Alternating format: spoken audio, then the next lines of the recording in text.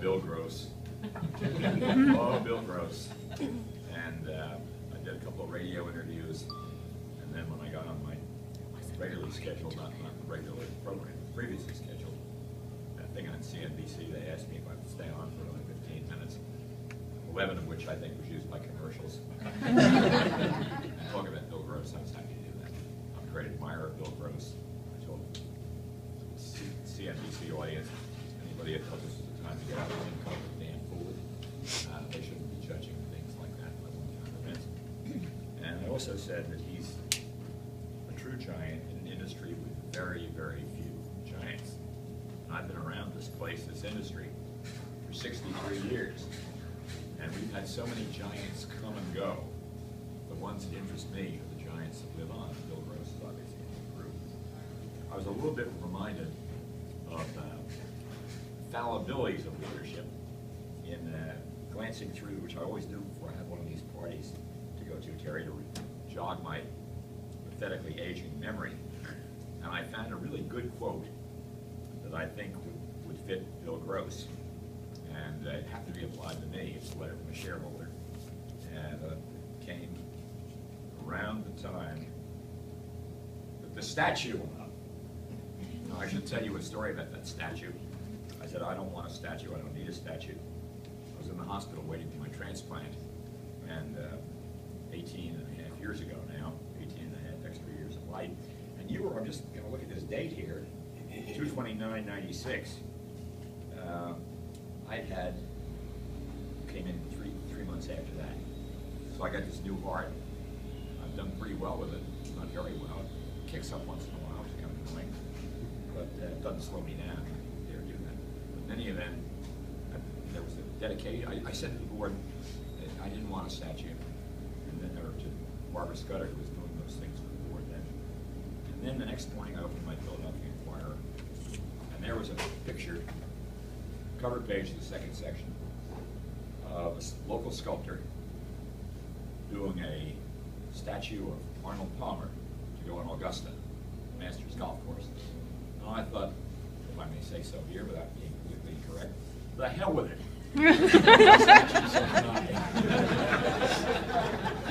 At that thing, I read this wonderful quote. I've always liked it. I'm not sure I can find it, but I think I did this morning. The letter came in to me from a shareholder. It went to one of our colleagues as a shareholder. And he writes, I've invested for Vanguard for many years, and I would like to see it stick to its roots. I'm sure Bogle is a hard man to work for. People like that always are. I know. We have one in our family, and the fact that he's been dead for 53 years hasn't lessened his influence very much.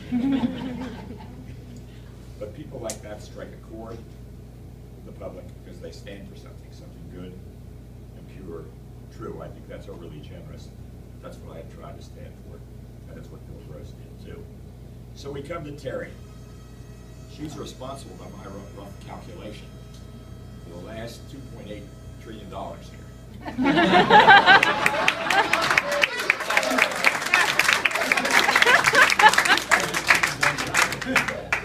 The assets now were about 220 billion.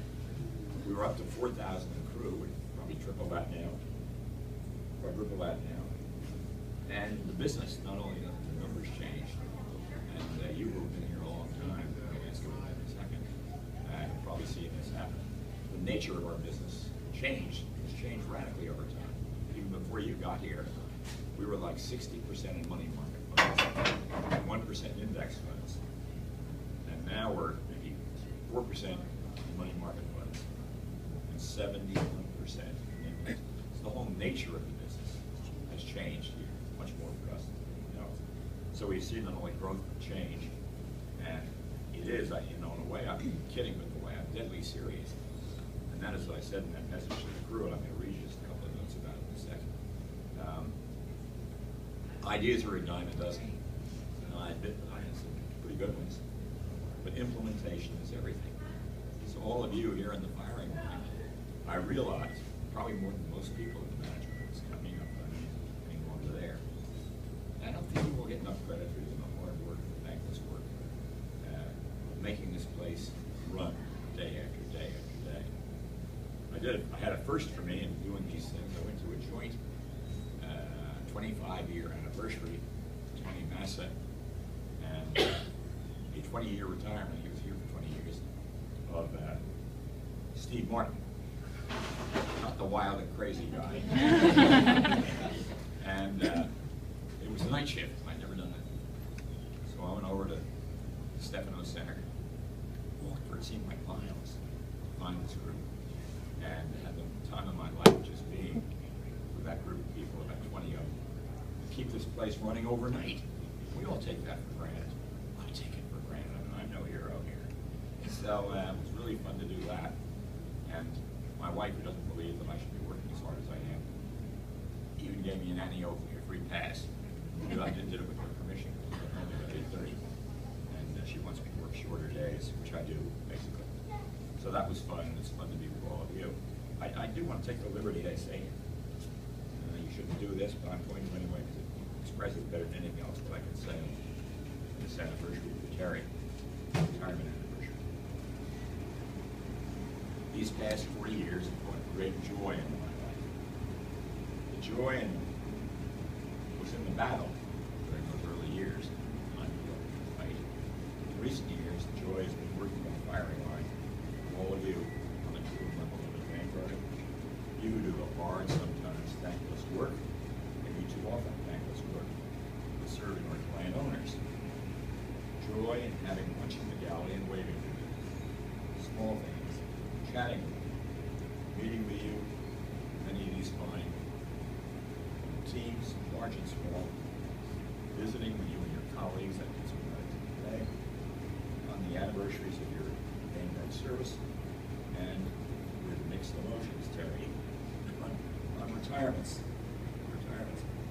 You know, you must know that I'm far more human beings than I am in algorithms. And I do my best to keep Vanguard a place for judgment, at least a fighting chance to triumph over a process. I wish you and your letter and your leaders, as I conclude this thing, well in dealing with these challenges, even as we're growing from a tiny component, not kind of firm, to a giant institution.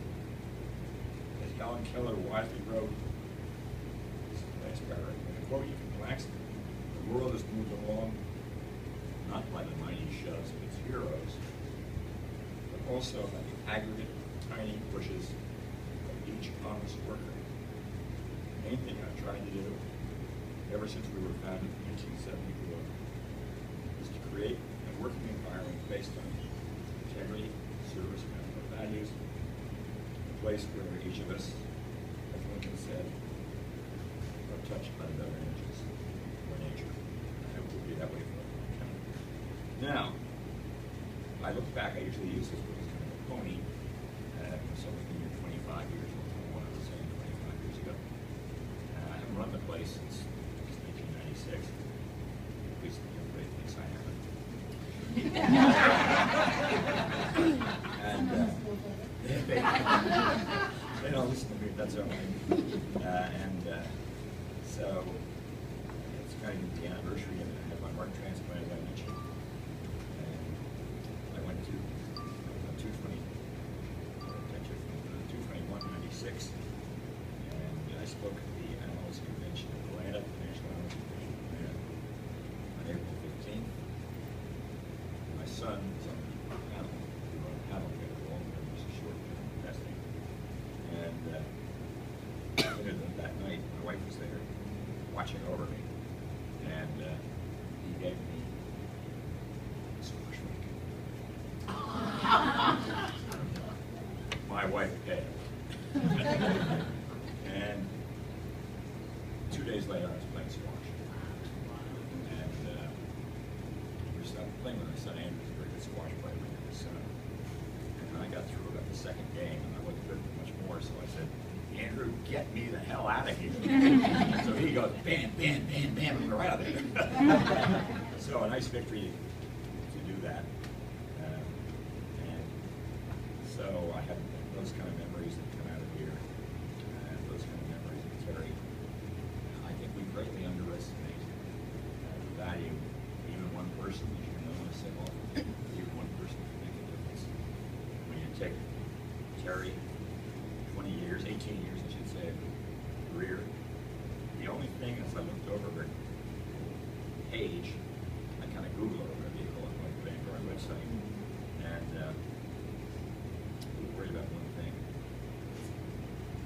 you and I get along so well?